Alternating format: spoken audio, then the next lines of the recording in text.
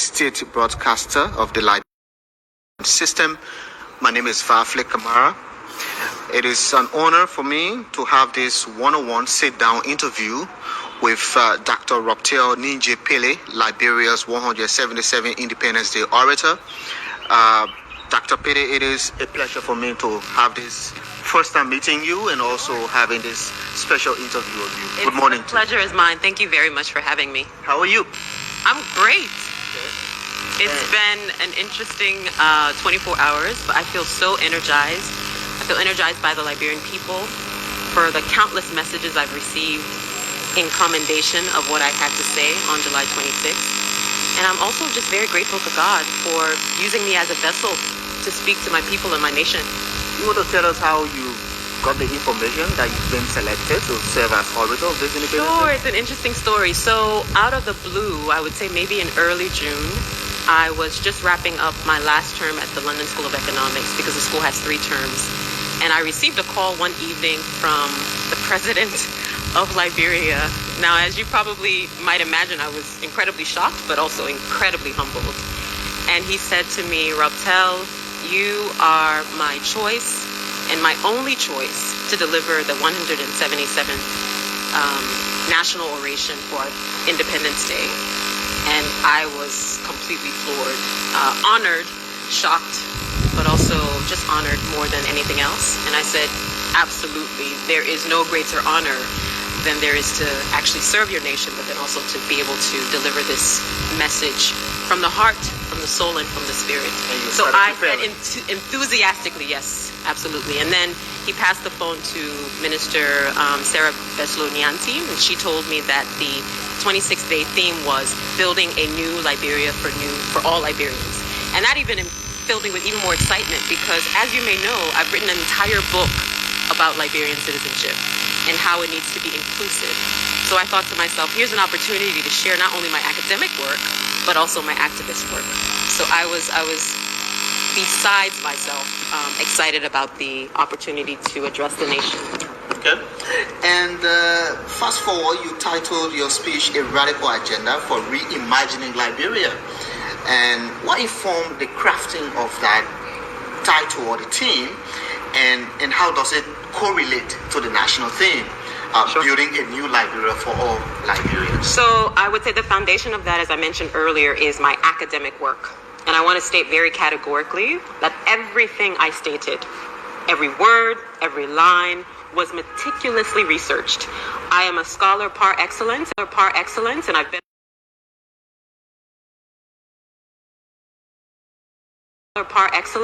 a scholar par excellence for the past 20 plus years. I'm also a scholar of Liberia. So I've studied Liberia's political, economic, and social history. And I would say that was the foundation. It's a scholarly kind of analysis, but then also the activist work, right? I think of myself as a radical rabble-rouser. I think of myself as someone who is incredibly maladjusted to injustice, in the words of Martin Luther King as well as Cornel West. And I also think of myself as somebody who takes received wisdoms and completely interrogates them, flips them upside down, and enables us to think about things in a new and different way. So it's my academic work, which is foundational to who I am. It's also my activist work, which is foundational to who I am. But that speech was meticulously researched. So, yeah, but you came with an intention, and that intention was to inspire and incite. Absolutely. Did you achieve that? I think I did. I mean, based on the very few comments that I've been able to read, and even the amount of calls and messages that I've received from Liberian people across the globe, not just in the country, but in the diaspora, I believe that I did stir a conversation. And that's what national orations are supposed to do. That's what national orators are supposed to do. They're supposed to be provocateurs, right? So you owe no apologies? I have no apologies, no qualms. I apologize to no one for what I said. I stand by my statements. I stand by every word. I stand by every sentence, every paragraph, because as I mentioned earlier, I'm a scholar par excellence of Liberia. I'm also a Liberian scholar who has such a deep love for this country. And when you love something, you reserve the right to critique it because you want it to be better. And that's precisely what I did on the 26th. Are you an American citizen? I'm not an American citizen. I lived in the States for a number of years as an undocumented migrant. I finally got permanent residency, and I was eligible to apply for U.S. citizenship, and I was not interested in that because I am a Liberian through and through, and I will be a Liberian until the day that I die, and only a Liberian. Do you want to be one still? I just mentioned to you, I will be a Liberian until the day I die, and I will only be a Liberian because that's what I'm interested in. If I wanted to naturalize not only in the U.S. but also in the U.K., I could have, but I decided not to because this country is where my navel string is buried. This country, I have a deep metaphysical connection to it, and I have no interest in being any citizen of any other state. Your oration, you seem to have disrupted the entire foundation of the Liberia-U.S. relations. Specifically, you mentioned that the U.S. has taken more from Liberia and that it has given. What verifiable evidence I'm going to to stop you right there because I think that is a distraction from the over message of a radical agenda for reimagining Liberia, right? The one thing that I kept repeating as a refrain over and over again is dignity must define us. And I believe talking about this distraction, I've been researching Liberia, its political, economic, and social history for over 20 years. So if anyone's interested in the evidence base, read my research. Read my scholarly research that's been published in academic articles that have been highly regarded and received awards. Read my book, the recent book that I just wrote, Development, Dual Citizenship, and Its Discontents in Africa. In fact, there are even copies of it at Kernel Fresh. So if anybody wants to read in terms of an evidence base, my scholarly research, my articles, my popular commentary is also steeped in my scholarly analysis, as well as my book. The evidence is there. Beyond that, Varfley, there are also Liberian scholars who've been publishing on these issues for millennia. So think about Clarence Zamba Liberty, who published a book called Growth of the Liberian State. He talks about all of these things that we've just mentioned. Another scholar par excellence, whose shoulders I stand on in terms of the giants, the intellectual giants that I hold so much respect and regard for, is E. Elwood Dunn, who wrote a book called Liberia and the United States, Limits of Reciprocity, right? There's another scholar by the name of Carl Patrick Burroughs, who's talked about our political, economic, and social history. The list goes on and on and on of Liberian scholars who've documented these issues, not just U.S.-Liberia relations, but Liberia's unity and Liberia's historical trajectory as a nation and where we are today. So I'm not going to respond to the distraction of that particular incident that happened. And let's move on. Yes, let's move on. The Shashi affair of the U.S. Embassy walked out of the occasion. Barclay. Barclay, I'm going to say something to you. And then I want us to end this part of the conversation because I will walk out if you continue to talk about this distraction, as I mentioned earlier, right? I will say categorically that my message was to Liberian people. I'm a Liberian. I wrote the speech. It was for Liberians, and it was by a Liberian. That is all I'm interested in, right? Everything else is noise. Everything else is a distraction. And I would actually implore and appeal to the Liberian people to go to my speech on the Daily Observer website, dissect it, have a conversation about what I said, and that last message, that last refrain, dignity must define us. And the fact that I identified Independence Day as Indefiance Day should be the beginning of a bigger conversation about larger issues, more important issues about our future, our past, and our present. Okay? So I'm going to say something that my aunt always tells me. Let's talk about something better. Let's talk government accountability. Sure. In recent days, the General Auditing Commission has released several audit reports raising questions of possible wrongdoing. You urge President Boakai to forge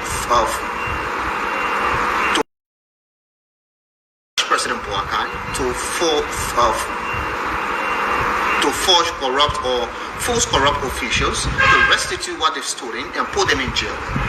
Did you mean that? But why would I say it if I didn't mean it, Barclay? Everything that I said, I meant. And I also said, more importantly, and I want you to tease out the nuances of what I said, is that corruption is not just about the government, right? What did I say? I said corruption is a function of both poverty and greed, and that it is enmeshed in everyday human interactions of Liberia. And I wanted to make that clear because I think we often assume and we point the finger at government and say, oh, government is corrupt. But are we not a reflection of government, right? When we go to the market and someone tries to sell us a rotten pineapple. Is that not corruption? Now, the official definition of corruption is using public influence for private gain. Now, I've had a number of different conversations with people in the anti-corruption scholarly as well as the anti-corruption public engagement space, and I've told them we actually need to change that definition of corruption. Do you know why? Because corruption is in the private sector, but it's also in our everyday human interaction. So if we think about corruption as only using public influence for private gain, we've actually missed the plot. Because corruption is from the bottom to the top, it's also from the top to the bottom. So in the next 2-3 years from now, how do you want to see this government handle the issue of corruption? Precisely what I said. High-level corruption, investigated, prosecuted without fear or favor, force people to restitute funds if they've been found to have stolen, public resources, and then send them to jail. I think I was very clear in the speech in terms of what I think the action should be. Talking more about government's accountability and transparency, let's come to war and economic crimes. Okay. Regarding the War Crimes Court, you stated that the executive director of this office was selected under dubious circumstances with apparently no civil society vetting or endorsement. But you limited the selection of the head of this office to run or execute the establishment of a war and economic crimes court to a civil society vetting process. No, I didn't limit that. I said that the government chose the head of this agency without civil society vetting. And I also said in the speech, So Farsley, what makes it dubious? It makes it dubious because that kind of appointment is so consequential to our war and economic crimes accountability that a head of state should not be the only person who makes that decision. This war and economic crimes court is a court for Liberia. It's not a court for any head of state, right?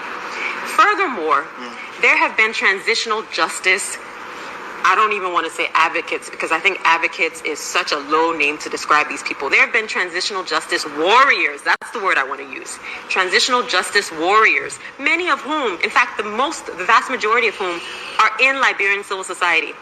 Human rights defenders who were never consulted about the court, and I've spoken to them privately.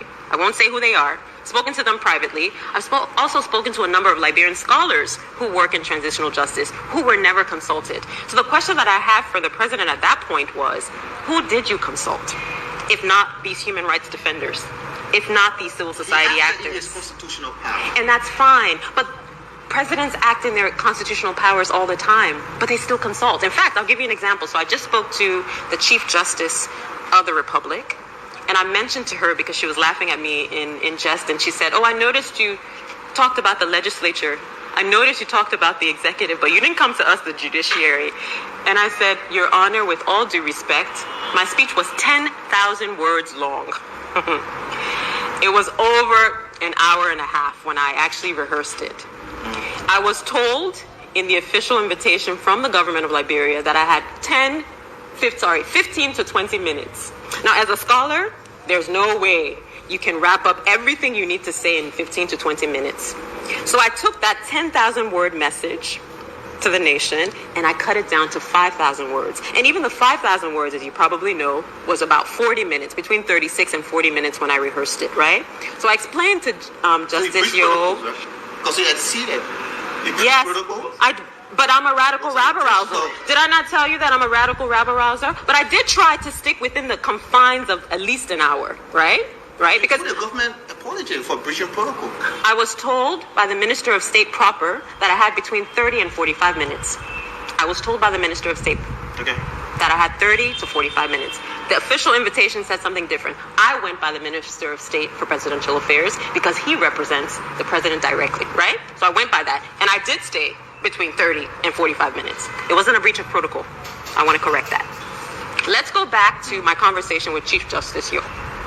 I explained to Chief Justice Yo that I had a whole section on the judiciary that for many reasons had to be cut in that first revision.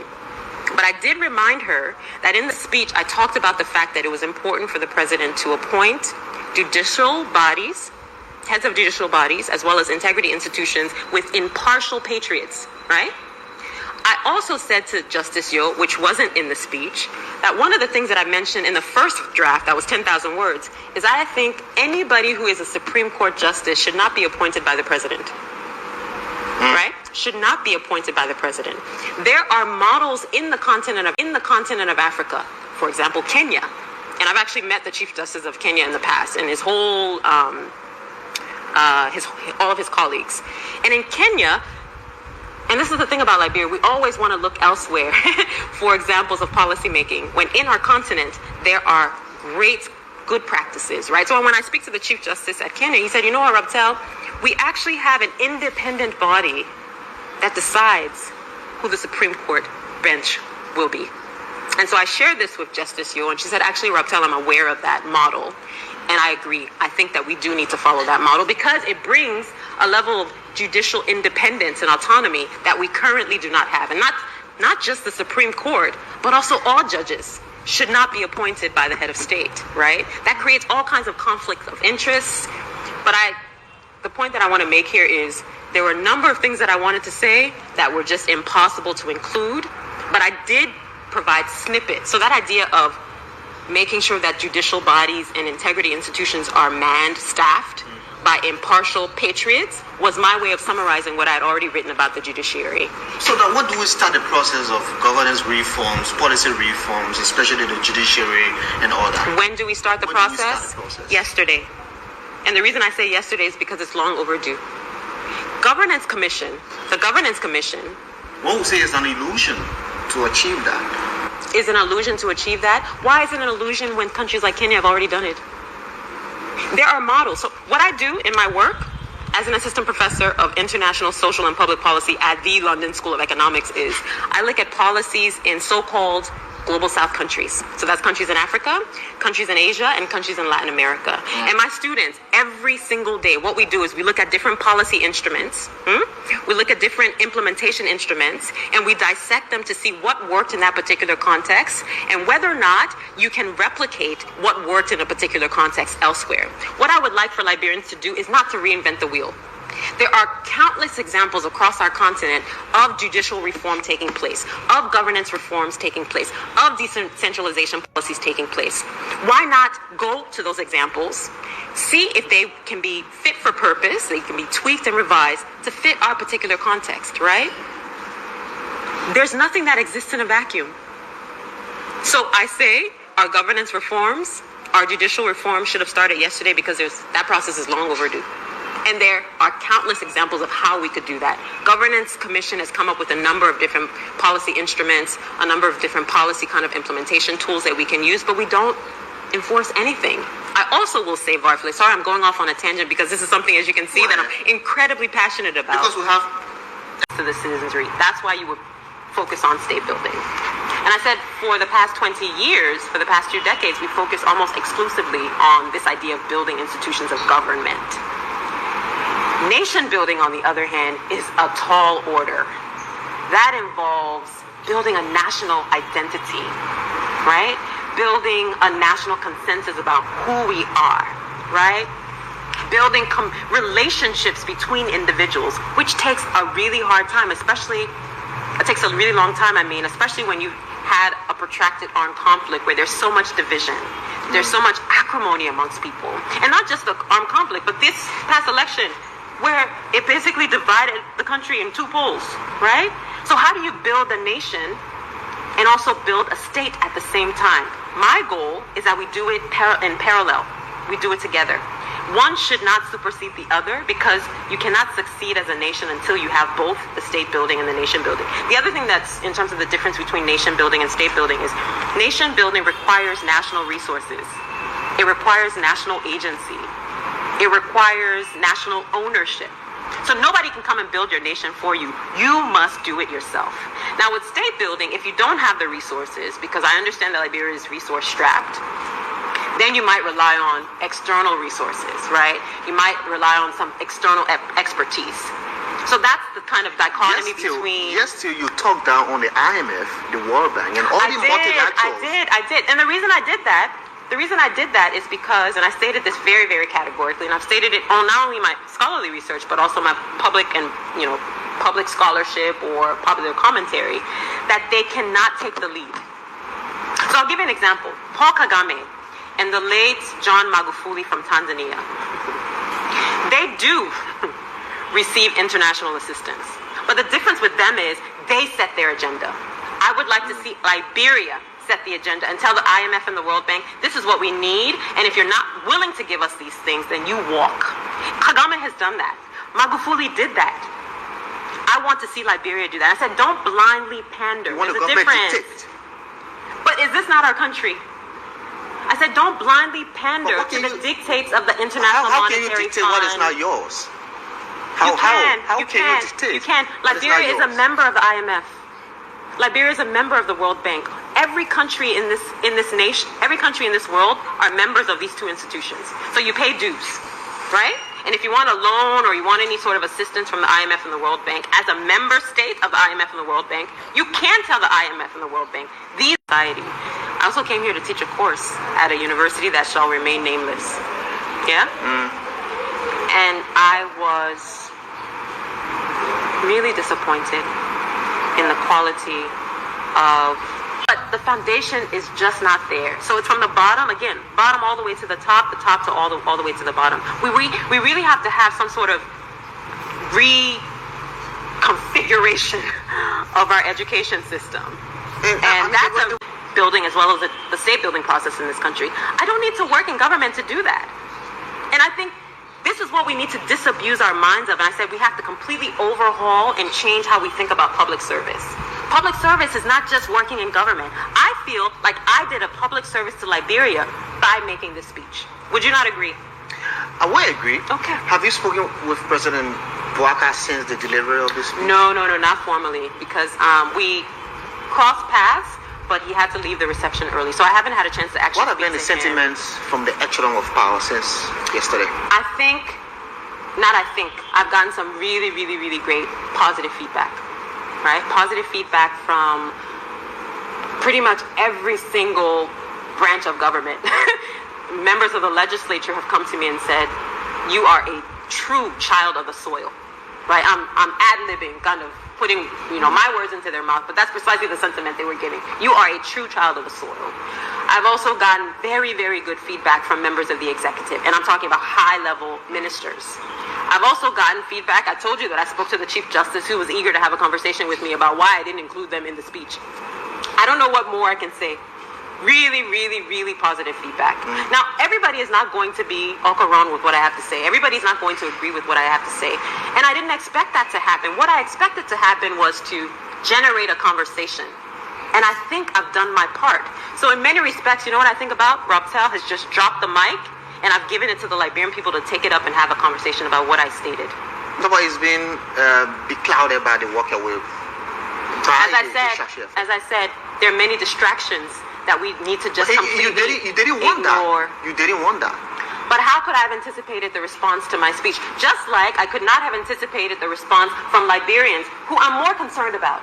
And you keep bringing this distraction into our conversation, and I keep telling you, let's move on and talk about something better, as my auntie Irina always says. So let's continue and talk about something better. The arrest agenda. Yes. Thank you. What's the thought? Something more important and relevant for this conversation. What is my thought on the arrest agenda? Right? Well, the agenda is still in the process of... It's still being developed. Yes. I mean, when you look at... So what I did, Barclay, was I read the campaign write-up of the agenda, which was not the development agenda of this administration now. But there was basically a 100 days deliverable kind of plan, development plan. Yes, so I read that as well as the campaign arrest agenda. And my response to that was, in the speech, that I believe fundamentally that it's a multi-sectoral wish list of development priorities.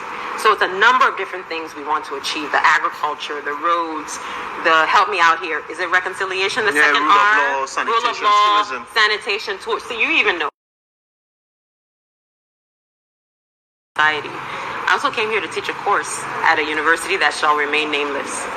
Yeah? And I was really disappointed in the quality of the engagement with the students that I had. Disappointed, but then also sad. because these are graduate students, these are undergraduate students. And I came to teach a course about my book. So it was supposed to be a discussion-based seminar about my book. Half of the students, after they took the book, because each of them got an autographed copy of the book, half of the students, after they took the book, never showed up for the seminar. It was 4 days. Never showed up for the seminar. The students who did, some of whom never read the book in advance. So they were supposed to read a couple of chapters per session. And I made it very clear when I advertised and passed it on to the university that it was not meant to be a lecture-based class. It was a discussion. So the onus was on the students to have read the chapters in advance and come back to me so that we can have a conversation. I wasn't meant to come and lecture at them about the book. So some of them took the book, didn't show up. Some of them took the book, didn't read, but came. And then there were a few of them, right? I don't want to say everybody. There were a few of them who actually engaged in a very meaningful way with the material. And I was grateful for that. But it wasn't the majority, right? This is university level. So think about basic education. I may have mentioned during the speech that I've written 2 anti-corruption children's books. And I have toured these children's books across the globe. I've gone to parts in Latin America and parts of Africa, across the continent. I've gone to Asia, I've gone to North America, and I've done workshops in Liberia, and not just the privileged schools, so not just the private schools, I've also gone to government schools, and I have been heartbroken, absolutely heartbroken at the sheer dilapidation of our government schools, at the sheer lack of resources in our government schools. How are we going to expect students to be prepared for the new century, right, in terms of going into careers and choosing what they want to do for the rest of their lives, if the foundation has not been set? Children sitting on floors when they're supposed to be sitting in chairs. And children not having reading materials. So for each one of these schools that I go to, I donate copies of the book because I want them to have access to it afterwards. I've also piloted the books in about 15 different schools in Grand Bassa County, as well as about 20 schools in Montserrado County. And the goal is to take these books to all the 15 counties in Liberia.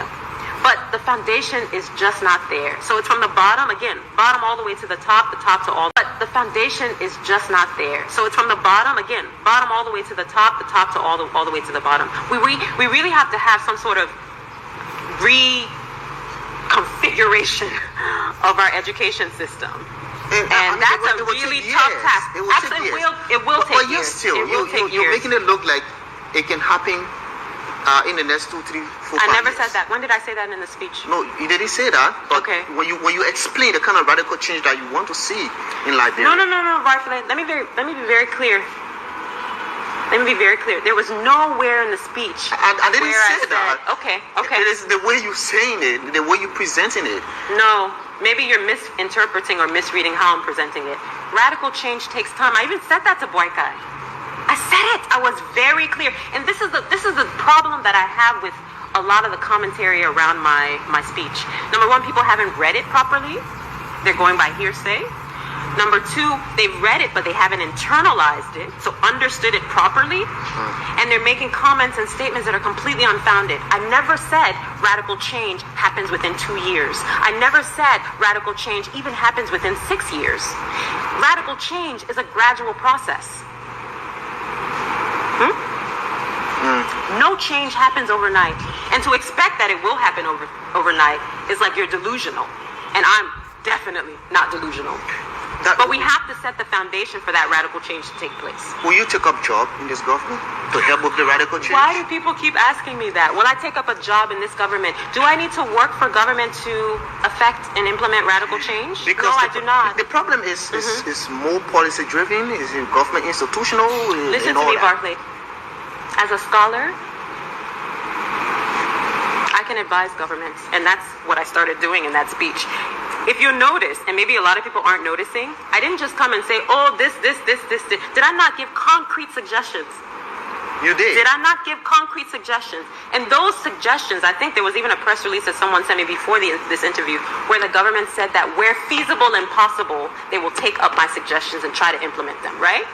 That's my way of contributing. Taking my evidence-based scholarly work, my activist work, and changing that into concrete suggestions that the government can take up to implement change, that radical change that you talked about. I don't need to work in government to affect change. Nobody needs to work in government to affect change. We can affect change in the private sector.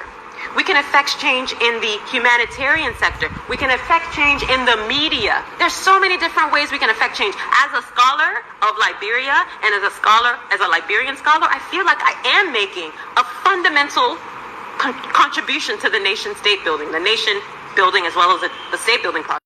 So it's multi-sectoral, which is fantastic. We're looking at all these different sectors, but it seems to be more of a wish list than a broad-based value system or a broad-based kind of vision of where we want to go. And that's why I said the sort of end result should be, repeat it with me, Barclay, dignity must, oh, you won't repeat it with me? Let's say it now. Dignity must define us. That's the end goal, right? That's the end goal. So I suggest to the administration, why don't you take that up as your broad-based vision? Then you can focus on the sectoral stuff. And talking about dignified life, you talk about the wage bill from 143, yes, 250. And talk about is that possible? To speak the about kind of legislature that we have, sure, the kind of leaders that we have, the kind of legislature that we have, whether past or current, is that achievable? Before I answer that question, what I will say is talk about the evidence base. Before the speech was finalized, I knew that when the Decent Work, I guess it's an act now, sorry, I said bill in the speech and it should have been act. When the Decent Work Act was passed, either in 2015 or 2016, it was 143 at the time.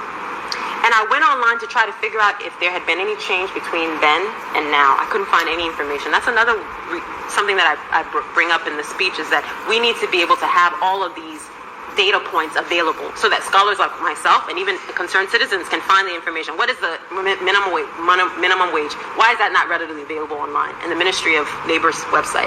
So I got a hold of the minister himself and I asked him, I said, Minister Krua, can you verify whether the minimum wage is still 143? Because I know when the Decent Work Act was passed, it was that then. He said, yes, it's still 143. So I was actually quite disappointed. Now your question is, can we move it from 143 to 250? I think it's very, very possible. It's very possible if we redistribute wealth. And I know that sounds like a very, far-fetched kind of socialist utopia, but it's very possible. Why are we paying people $143 when there's some people in government who are making astronomically more than that, right? So I said, I take a Robin Hood approach to everything when it comes to redistributing wealth. So take portions of wealth from the wealthy and take that portion of wealth from the wealthy and give it to the people who may need it, such as the poor. So I'm not an economist, but people can do the numbers crunching, right? If you redistribute it in that way, where a government minister, for instance, is making, I don't know, 5,000, 6,000, if you bring it down to 3,000, and you multiply that by all the government appointed officials, it is possible to give the civil service a minimum wage of $250. And it is possible to demand. Were you given the opportunity to speak as an orator? It's not for the government of Ellen Johnson Sirleaf. Yeah. But why would Ellen Johnson Sirleaf select someone who works for her government to serve as the orator? The orator is supposed to be an independent person. I know other governments have done it before, and I'm not going to name the governments that have done it before, but an orator is not a praise singer. And if you work for the government, chances are you do become a praise singer. So why would Ellen Johnson Sirleaf have selected me to be an orator when I worked for her as her special assistant for communications? Do you not see a conflict of interest in that? There's no way I could have done it. But that's not to say I was not a rabble-rouser within the administration. That's not to say I hadn't had multiple conversations with ministers as well as the president of Liberia, President Sirleaf, about changing systems, about this radical transformation I'm talking about. And there were opportunities that were provided to me because I took those opportunities. Nobody's going to hand you an opportunity to change systems. You have to grab those opportunities, and that's precisely what I did with the bilateral scholarship scheme. Because as somebody who's been on scholarship from 12 years old, I realized that those scholarships were being given to the highest bidder. I realized that those government officials were taking scholarships and giving it to their children, giving it to their cousins, giving it to their girlfriends. And I said, President Sirleaf, not on my watch. And she respected me for that, even though she didn't 100% agree, because a number of her ministers were implicated in the investigation that I did. And when I finally presented the evidence to her, she said, very well, Rabtel, go ahead and do your reforms. You take opportunities to create radical change. those opportunities are not going to be handed to you because most people in government, all they want to do is maintain the status quo. So nobody should have any illusion or delusion about the fact that I was not fighting many battles on multiple fronts when I worked for Ellen Johnson Sirleaf, because I was. Nobody outside of government is privy to those conversations, so they should not accuse me of being somebody who was completely mute. I was certainly not mute. That we are about to end, but given Sure. the feedback and the conversation, the oration that has still something on the inside of every person. And I'm glad you said that. I'm really happy that the it layman stirred. in your county, like Grand Bassa County. Sure, I'm glad that it stirred. That's what I was intending to do. Stir it. Have you shocked the nation? Vafle, that's something you're going to have to answer. That's something the people who are listening you getting hearing the are feedback going as well. to... I have gotten mine. You tell me, what are people saying? Have I shocked the nation? The conversation is on. Okay. The conversation is on. I think I have stirred, and I'm going to use your words because I think they were so beautiful. Are you a poet? I think I did stir something in the nation, and if that can be equated to shocking the nation, then so be it. I accept it, I claim it, I love it. That's what I've done. And that's what orators to do. They are supposed to be maladjusted to injustice. They're supposed to speak truth to power. They're supposed to do it without fear or favor of anyone. And if you notice, I don't know if I mentioned this earlier, the first thing I started with was an incantation to God. The only person or entity that I fear is God. No man, no mortal. And so I spoke truth of power with that in mind. And I hope, and I'm starting to get the feedback now that it did stir something in the nation. It did stir something in people to generate a conversation where we are thinking about in Defiance Day, not Independence Day, but in Defiance Day. We're thinking about this broad-based vision as a vision for dignity must define us. You didn't even bring up the symbols that I mentioned, but I know we're running out of time. Too much to talk, too little time, I know. Even my speech, too much to talk, too little time.